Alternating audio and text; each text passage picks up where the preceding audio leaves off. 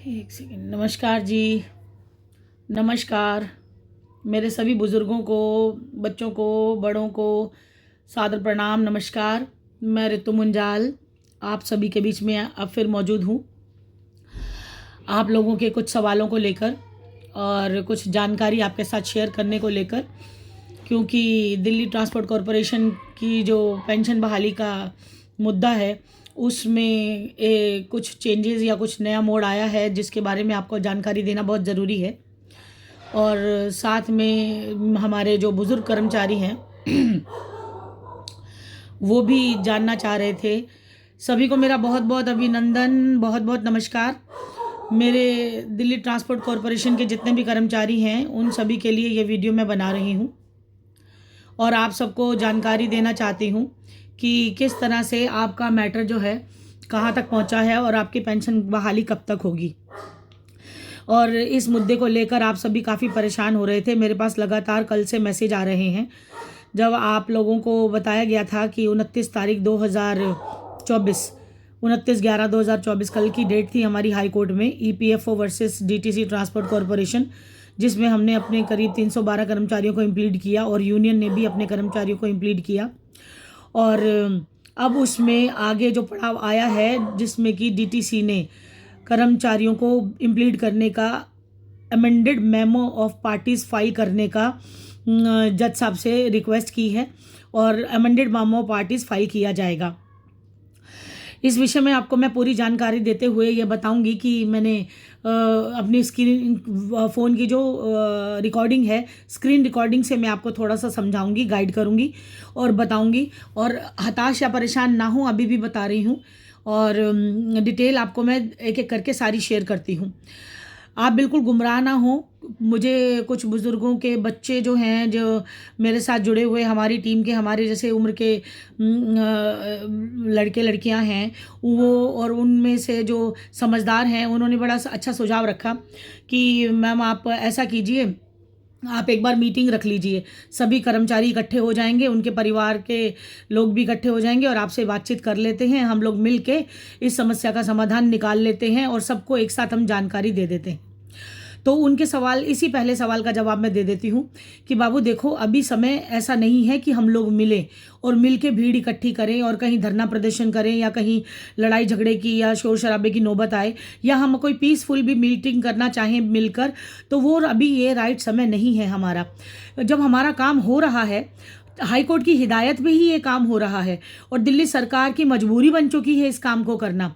और आपकी पेंशन बहाली, आपकी 100% पेंशन बहाली होगी। आप कोर्ट की तारीख पे ना जाएं, आप कोर्ट की प्रोसीडिंग्स जो हुई हैं उसको मुझसे सुने। कल मैंने आपको लाइव वीडियो भेजी थी जो मैंने हाई कोर्ट में बातचीत करते हुए, हमारी जब हेयरिंग स्टार्ट हुई तब से लेके एंड तक, लेकिन जब मैं उसकी स्क्रीन रिकॉर्डिंग कर रही थी तो उसमें मेरी ही आवाज़ दब गई। बाकी सब तो सुनाई दे रहा है पर मेरी स्टेटमेंट नहीं आ पाई। और मैं, आपको पता ही है, अच्छे से हिंदी में बोल के समझाती हूँ। जज साहब से जो आर्ग्यूमेंट करने हैं वो इंग्लिश हिंदी दोनों में कर लेती हूँ। तो आप लोगों को मेरी आवाज़ नहीं आई और आप इस वजह से बहुत ज़्यादा अपसेट हो गए, परेशान हो गए और आपने शाम तक लाइन लग गई मेरे पास मैसेजेज की, कॉल्स की, और बेटे बताओ क्या हुआ, और ऐसे अननोन भी जिनकी फाइल्स हमारे पास नहीं हैं उनके भी मैसेजेस आए। पर कोई बात नहीं, ये तो हमारी जिम्मेदारी बनती है हर बुजुर्ग की सहायता करना, हर किसी की मदद करना, हर किसी का सहारा बनना और उनका साथ देना। तो चलिए इसी सिलसिले को आगे बढ़ाते हैं और आपको सारी जानकारी 1 बाय 1 देते हैं। सबसे पहले मैं आपको जो हाई कोर्ट का ऑर्डर आया है कल, उसके ऊपर ले चलती हूँ और उसका हिंदी में ट्रांसलेशन करके बताती हूँ और उसके बाद फिर हम आगे की बात करेंगे। जी, ये देखिए, ये हमारा ग्रुप है दिल्ली ट्रांसपोर्ट कॉरपोरेशन। चलिए यहाँ से शुरू कर लेते हैं। एक मैसेज पहले ये पढ़ देती हूँ मैं आपको, जिसमें ये देखिए हमारे आदर्श अग्रवाल जी हैं, उन्होंने लिखा है कि पता चला है कि पेंशन की फाइल 9600 ऑप्शन एप्लीकेशन में से 8002 उचित पेंशन ऑप्शन पाए जाने के उपरांत ट्रांसपोर्ट डिपार्टमेंट सचिवालय में अग्रेसित हो गई हैं। ठीक है जी, ये अभी का स्टेटस है, ये अभी का, जस्ट अभी टुडे 10:14 का स्टेटस है। और अब मैं आपको कल के ऑर्डर पे ले चलती हूँ। सबसे पहले ये हमारा दिल्ली हाई कोर्ट का ऑर्डर है। कल का जो हम पेश हुए थे, इसमें आप देखेंगे कि दिल्ली ट्रांसपोर्ट कॉरपोरेशन और प्रोविडेंट फंड में जो बहस झगड़ा जो फाइटिंग चल रही है, उसके दोनों के केस के साथ एक और धर्मपाल का केस भी आइटम नंबर 13 एंड 14 मर्ज किया गया। और इसमें जो हमारी एप्लीकेशन थी, मैं उसको भी आपको बताऊंगी। ये ऑनरेबल जस्टिस हमारे थे गिरीश कथपालिया। ऑर्डर है 29/11/24 का। कल शाम को ये ऑर्डर आया है और रात बहुत हो गई थी, अपलोड नहीं कर पाई, पर मैं इसको आपको पढ़ के सुना देती हूँ। इसमें आप देखिए, इसमें फिजिकल हेयरिंग और हाइब्रिड हेयरिंग दोनों तरह से पेश हुए थे वकील। और इसमें सीएम एप्लीकेशन है 60225/2024, एग्जाम्शन इन रिट पिटिशन 17/12/13। ये जिस एप्लीकेशन की बात हो रही है, ये एग्जाम्शन एप्लीकेशन डीटीसी ने लगाई है। और इसके बाद देखिए पॉइंट नंबर 1 पे आ जाए। पॉइंट नंबर 1 में है allowed subject to all just exceptions. अब ये जो एग्जाम्शन एप्लीकेशन में एक्सेप्शंस की बात हुई है, ये डीटीसी की तरफ से लगाई गई है कि उनको समय चाहिए था आप लोगों को इम्प्लीट करने के लिए, अमेंडेड मेमो पार्टीज बोलते हैं उसको अपलीट करने के लिए। अब ये हमारी एप्लीकेशन है CM application number 60224/2024 for challenging the validity of board resolution vide writ petition number 17/12/13 and CM application number 6916 for early disposal of the petition in the writ petition civil 17/12/2013। अब ये दोनों एप्लीकेशन हमारी हैं, यानी कि हमारे कर्मचारियों की मेरी तरफ से लगाई गई हैं। और ये एप्लीकेशन है कि एक तो ये जो कंसेंट फॉर्म था उसको चैलेंज कर रहे हैं हम लोग, और एक अर्ली डिस्पोजल, जितना जल्दी हो सके इस केस को ख़त्म किया जाए, वो एप्लीकेशन है। अब इस ऑर्डर को मैं पढ़ के बताती हूँ। At the outset, learned counsel of the respondent number 1 submits that the issue involved in the present case is already pending before the division bench of this court. Learned counsel of the petitioner has been furnished particulars of the case and seeks time for the to examine the issue. अब आप ये देखिए, यहाँ पे है learned council of the petitioner यानी DTC, petitioner यानी DTC, respondent यानी ईपीएफओ। ईपीएफओ ने कहा कि डिवीजन बेंच में पेंडिंग है, और रिस्पोंडेंट पिटिशनर डीटीसी ने क्या कहा कि counsel of the petitioner has been furnished particular of those cases, he seeks time to examine the issue.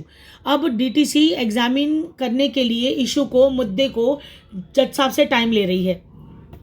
और आपने वीडियो में देखा होगा, मेरी आवाज़ तो नहीं आई, तो इसमें जो नेक्स्ट डेट लगी है वो है 5/3/2025। मेरी आवाज़ तो नहीं आई, लेकिन मेरी आवाज़ जब आई और कोर्ट तक पहुंची तो कोर्ट ने मुझे भी यही कहा कि मैम एक बार इनको एग्जामिन कर लेने दीजिए, जहां इतने दिन गुजरे वहाँ और सही। तो 5/3/25 की हमारी नेक्स्ट डेट ऑफ हियरिंग है। मैं वापस चलती हूँ।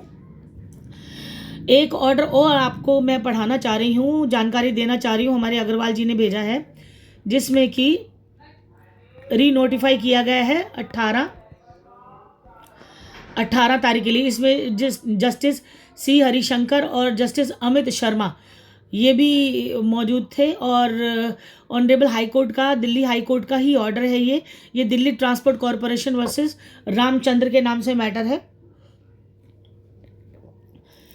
और इसमें ईपीएफओ को भी पार्टी बनाया गया है। और इसमें petition written submission have not been file, let the same be filed within 4 weeks. इसमें 4 हफ्ते का टाइम दिया गया है। और ये आपका मैटर 20 नवंबर को लगा हुआ था, 20/11/24 को। तो दोनों मैटर की डिटेल मैंने आपको समझाई है और समझाने की अपनी कोशिश की है। और साथ साथ ये लेटेस्ट मैसेज भी आपको बता दिया मैंने कि 8000 फाइलें अभी आपके ट्रांसपोर्ट डिपार्टमेंट से सचिवालय में यानी मंत्रालय में पहुंच गई हैं। अब हम आ जाते हैं दोबारा अपनी वीडियो पे, और आपको फिर से वही बात मैं ठीक से समझा दूं कि आप लोगों कल से काफ़ी परेशान दिख रहे थे। और जो कोर्ट का हमारा मैटर था, कोर्ट के मैटर में क्या रहा क्या नहीं रहा किसी को समझ नहीं आया। लेकिन मैं आपको इतना बता दूं कि हताश, परेशान, निराश होना कोई समाधान नहीं है। हौसला बनाए रखना ही सॉल्यूशन है।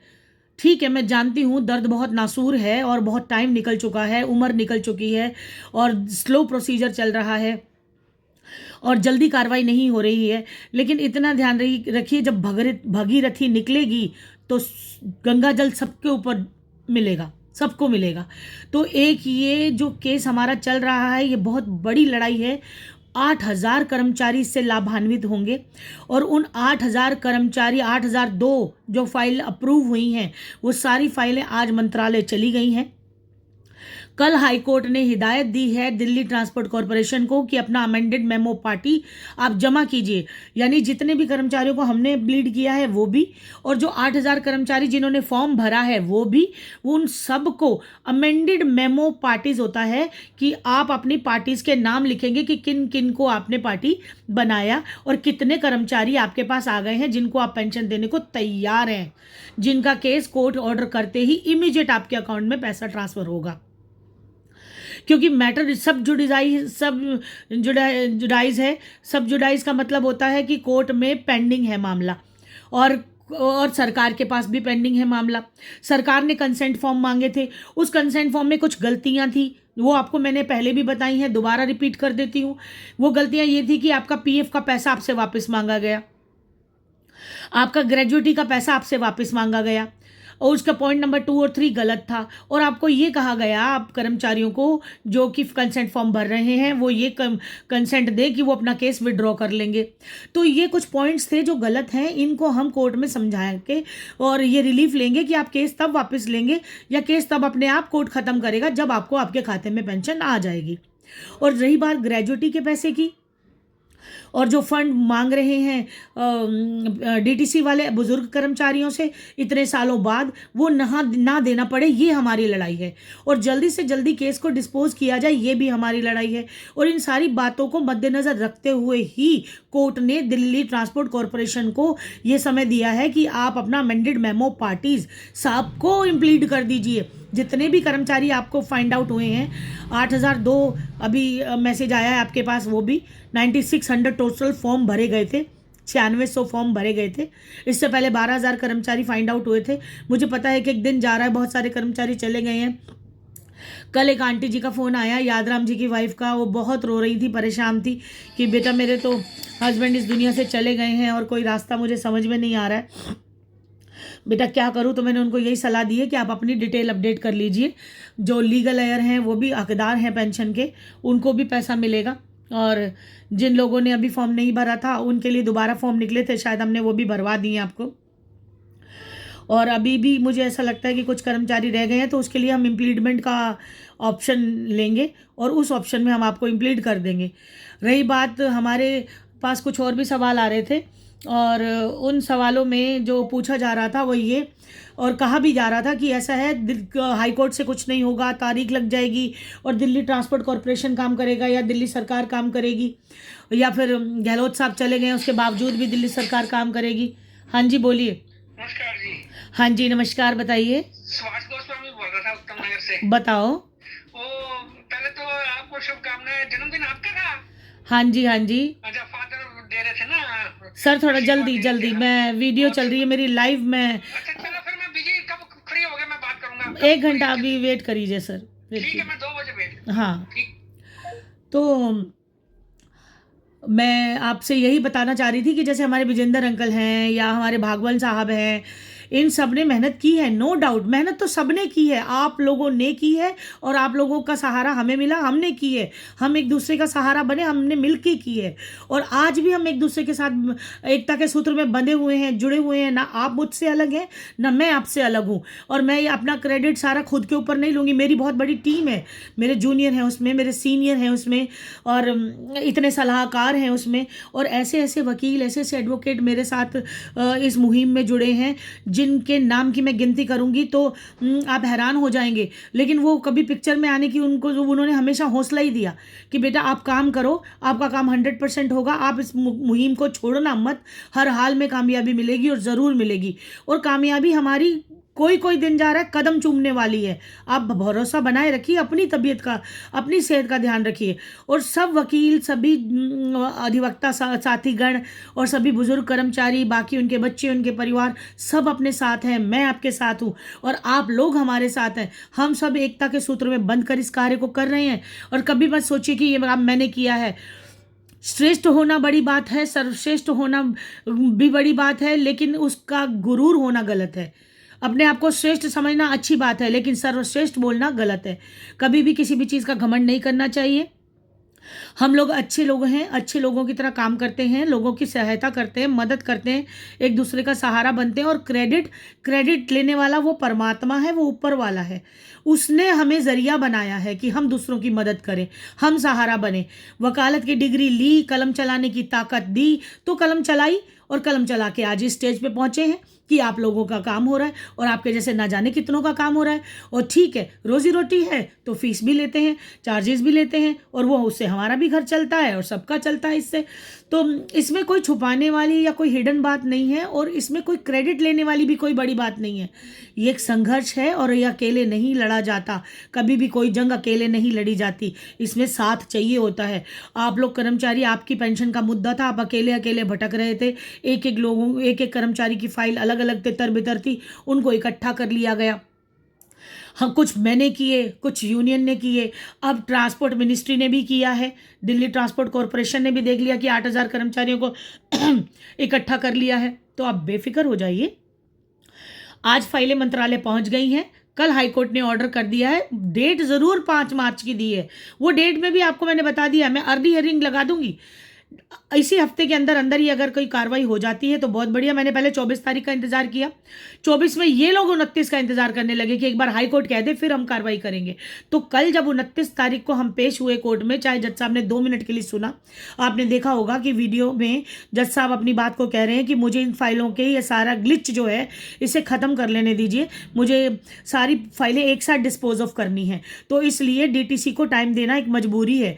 और ईपीएफओ ने भी अपनी बात रखी, हमारे जो यूनियन के अधिवक्ता हैं उन्होंने भी अपनी बात को रखा, और मैं जो अपनी 312 315 की टीम को लेके चल रही हूँ, बुजुर्गों को लेके चल रही हूँ, मैंने भी अपनी बात को रखा, और सबने अपनी बात को रखा। और उस बात का सॉल्यूशन यही निकला कि डीटीसी को फाइनली अमेंडेड मेमो पार्टीज, यानी आप सबको पार्टी बनाने का टाइम दे दिया जाए। एक डिटेल में बता दिया जाए कि कितना पैसा कब आवंटित कर रहे हैं, कब बांट रहे हैं, और वो पैसा आपके खाते में आएगा, बिल्कुल 100% आएगा। आपकी पेंशन आपके खाते में 100% आएगी, आपको मिलेगी, वो आपका अधिकार है, उसे कोई रोक नहीं सकता। ठीक है जी। तो मैं ये जानकारी आपको इसलिए आज दे रही हूँ क्योंकि आपके सवाल लगातार मेरे पास आ रहे थे, और प्रेशर बना हुआ है पढ़ाई का। इस टाइम पे एग्ज़ाम सिर पे चल रहे हैं। आपकी जो मेरी तरफ से क्वेरीज़ हैं वो मैंने सारी सॉर्ट आउट कर दी हैं, कोर्ट में भी और मिनिस्ट्री में भी। अगर फिर भी कहीं हमारी ज़रूरत पड़ेगी तो हम बिल्कुल समय निकाल कर आपके साथ मिलेंगे, बैठेंगे, बातचीत करेंगे। और मैंने बता दिया, हमारे बहुत अच्छे मित्र हैं सुनील जी, उन्होंने भी रिक्वेस्ट की थी कि मैम एक बार ना आप मिलो, बैठ के बातचीत करो। या फिर जैसे जी कोर्ट मार्शल्स जो थे जिन्होंने धरना प्रदर्शन किया, अभी देखिए मेरे पास एक और मैसेज आ रहा है, ये व्हाट हैपन यस्टरडे, 29 नवंबर को क्या हुआ, today is the hearing of the pension. तो अब ये इन लोगों को अभी तक डिटेल नहीं मिल पाई है, तो हमारा फ़र्ज़ बनता है तो इन तक जानकारी पहुंचाना, और आपको भी कहूँगी कि आप पहुंचाइए, एक दूसरे के साथ शेयर कीजिए कि हमारा काम हो रहा है, और बहुत सही समय है कि हमारा काम बिल्कुल सही तरीके से हो रहा है। कोई भी, अगर हम महीनों महीनों की डेट ले रहे थे पहले, या फिर भटक रहे थे, हमारी कहीं फाइलें नहीं थी, हमारा कहीं नाम पता नहीं था, हमारा कोई अता पता नहीं था, उससे तो बेटर है कि अब सब कुछ लाइनअप हो गया है। दिल्ली सरकार की भी परतें खुल रही हैं, ट्रांसपोर्ट मिनिस्टर भी भगोड़ा हो गया है, जाके दल बदल लिया है, और ऐसे करके सारी चीज़ें सामने आ रही हैं, भ्रष्ट अधिकारी भी सामने आ रहे हैं, और लगातार भ्रष्टाचार के जो ये प्रपंच हैं जिनको रचने वाले भी क्लियर हो रहे हैं। तो ट्रांसपोर्ट मिनिस्ट्री अब सीधे तरीके से काम करने के लिए मजबूर है, कर रही है, और हम चाहते हैं कि वो काम कर दें। इसी हफ्ते 10 दिन के अंदर अंदर ये पेंशन का मामला सॉर्ट आउट कर दें, सबको अमेंडेड मेमो पार्टीज, क्योंकि ये एडवांस कॉपी सप्लाई करेंगे, ये बात भी मैं आपको बता दूं। एडवांस कॉपी मेरे पास आएगी जिसमें आप सबके नाम चेक किए जाएंगे, सारी डिटेल फाइंड आउट की जाएगी कि सबकी डिटेल ओके है या नहीं है। अगर कोई गिला शिकवा होगा या कमी होगी तो हम ट्रांसपोर्ट मिनिस्ट्री से मांग भी सकते हैं, और जो कोर्ट में डीटीसी के अधिवक्ता खड़े होते हैं उनसे भी ले सकते हैं, तो उनसे भी लेंगे। और आप तक पहुंचाएंगे। आप तक एक एक जानकारी, आपको आरटीई लगाने की ज़रूरत नहीं है, इसमें आपको भागदौड़ करने की ज़रूरत नहीं है। जब हम बीच में बैठे हैं आपका काम करवाने के लिए, आपके खाते में, मैंने आपको कितनी बार प्रॉमिस किया है कि जब तक आपके खाते में पेंशन नहीं आएगी, जब तक आपका ये मुद्दा सॉर्ट आउट नहीं होगा, हम आपके साथ बने रहेंगे और इसी तरह आपके साथ कार्रवाई करते रहेंगे। मेन चीज़ क्या मैं आपको बताने जा रही थी, माइंड से स्लिप हो गया। अर्ली हियरिंग के बारे में मैंने आपको बता दिया कि अर्ली हियरिंग हम लगाएंगे। हाँ, याद आ गया, राइट। इसमें विजेंद्र अंकल की बात हो गई, मेरी बात हो गई। मैंने ग्रुप में ये सोनू सांगवान जी ने मैसेज किया था और अपनी भेजी थी डिटेल। मैं आपको, अगर आप चाहें ना, तो मैं आपको अपनी वीडियो भी दिखा सकती हूँ, कल वाली। कल कोर्ट में क्या हुआ, ज़रा उस पर गौर करते हैं एक बार, उस पर गौर करते हैं कि कल कोर्ट में क्या हुआ।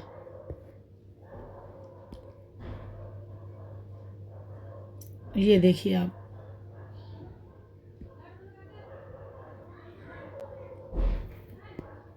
Is that order? Learned counsel for respondent, comma, keeping in last week of Supreme Court says ये किसी और the tie मैटर operation में of चल the रहा है, council. इसलिए मैं Sorry, इसको ज़रा as स्किप कर रही हूँ। Lordship, oh, the courts are over flooded. Lord, I beg to appear for the respondent in this matter. There is a preliminary. We have already filed our written order. Once the Supreme Court says यहाँ पे सुनिए आप, that High Court is requested to decide expeditiously, High Court should give full respect to that order. We all know the courts are over flooded, right? But since there's an order, I must give respect to it. So I'm listing it. Apply. Next. Well, we have already filed our written submission. Yes, I have here. Item 13 and 14. अब ये हमारा item number है 13 और 14। Lord, I beg to appear for the respondent in this matter. There is a preliminary issue that I must invite my Lord's attention to, if I may, my Lord. ये EPFO के advocate हैं, Lord, the issue in this matter is whether DTC has the liberty to implement its own pension scheme, or it should be the pension scheme under the EPF Act. Now, our stand would be that both can operate simultaneously, but that is something we'll argue on merits. What I need to point out is, my Lord, the same issue is pending before division bench as well. If my colleague can hand over that list of the matters which are pending before my lords. We have set out the prayers in each of those matters. So item 1 on that list, my lord, is the one before my lord today. You're for DTC? No. For EPFO, my lord. All right. EPFO. Yes. Item 1 is the one that my lord is hearing today. Yeah. Item 12.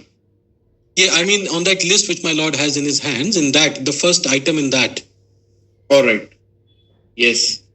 That is writ petition civil 1712 of 2013. This is the matter before my lord today. Then before the division bench, we have WPC 3985 of 2021, which is Central Board of Trustees versus Ramchandar.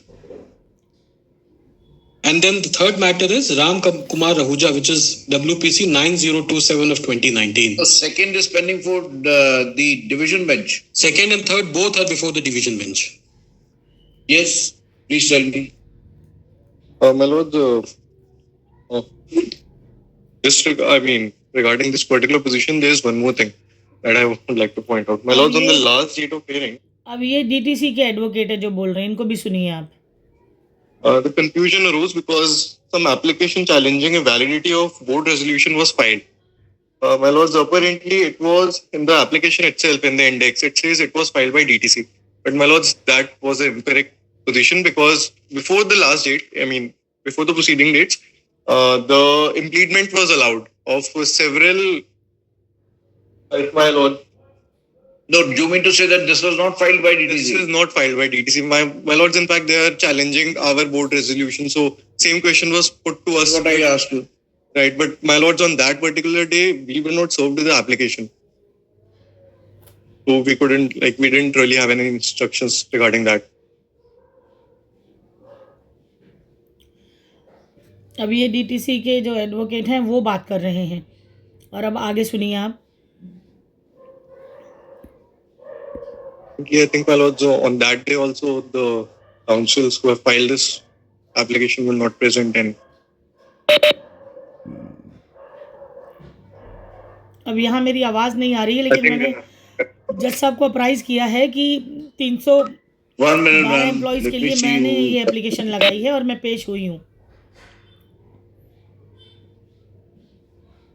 अब जज साहब मुझे सुन रहे हैं. When were they implemented? these are all. Lordship, we are pleaded on 12th of August by the DTC Employee Union.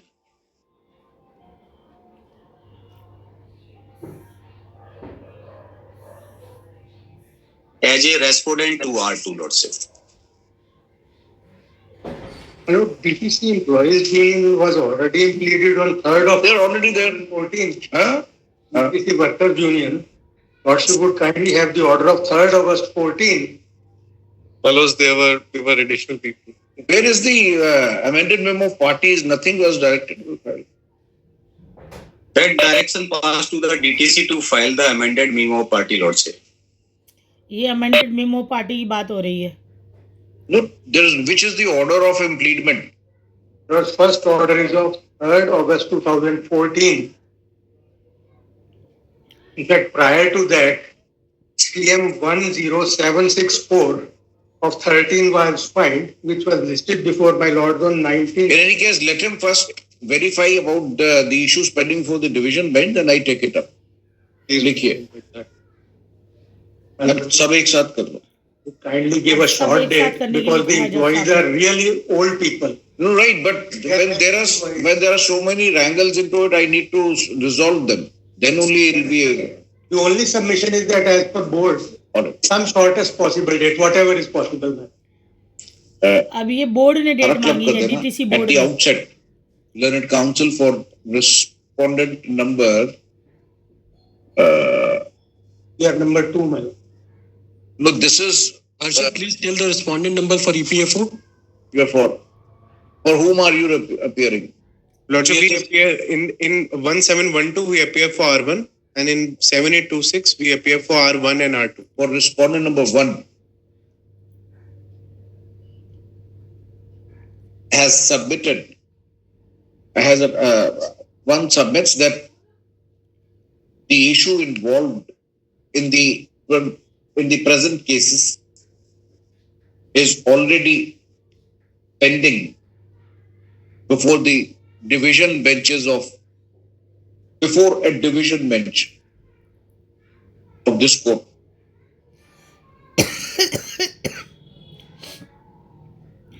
Learned counsel for petitioner has been furnished particulars of those cases, and he seeks time to examine the issue. In fact, he himself is appearing. He would know. Right, my lords. No, let him at least compare. Right, madam. Right. Stop. I'm not As requested, relist on छोटी date कर देना somewhere in February या March कर दो. आज full coat भी है. 1:30 बजे फुल कोट. बाकी उसके बाद 2:15 बजे. on the 4th of March, 4 March. दोनों में सेम ऑर्डर है. Let's say 2:15. अब इसमें मैं बोल रही हूँ, लेकिन मेरी आवाज़ दब गई है. आप सब सुन रहे हैं. मैंने इसमें यही बोला है कि 312 That's fine. I found it. I found it later. He says that the issue is before the DB. The other side wants to examine it. So let him examine. Can it be 5th March, my lord, if it's all right? Your Lordship. 3rd March or 5th March. Third or fifth देख लो. Your Lordship, may I request item number